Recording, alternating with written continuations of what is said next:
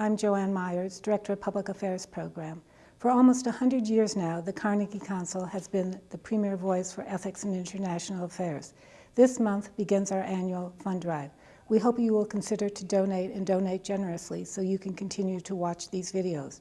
Thank you for keeping the voices of ethics alive.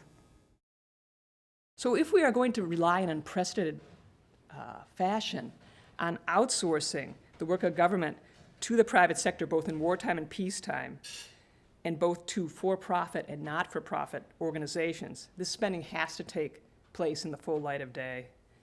Americans need to be able to see where their tax dollars are going. And radical transparency, I would argue, will promote the right incentive structures for many of the people involved, which will preempt the need for unproductive regulation, because you will be encouraging self-policing behavior. I strongly believe that what people do in the full light of day can be different from what they would be doing if they think that no one will ever discover anything they've done.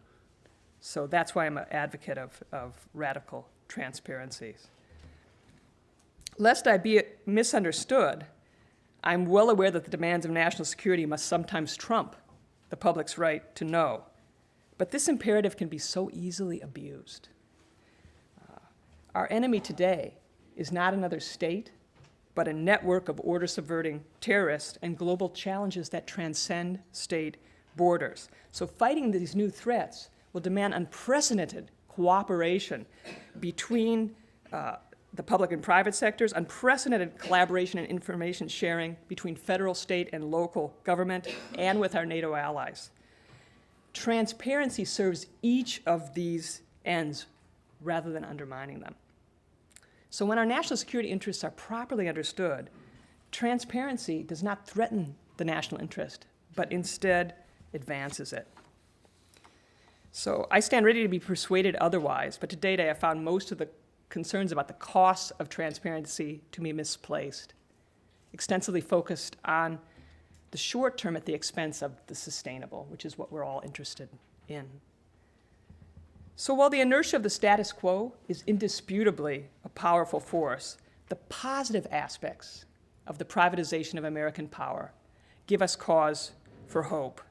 That is, when we look at foreign policy today as it really is, we see that there are plenty of things that citizens can do, strategies that can be pursued by the general public over the heads of both government and even business. So in conclusion, the outsourcing of American power ultimately means we need a brand new template for thinking about how government and the private sector should interact in the information age, both in wartime and in peacetime.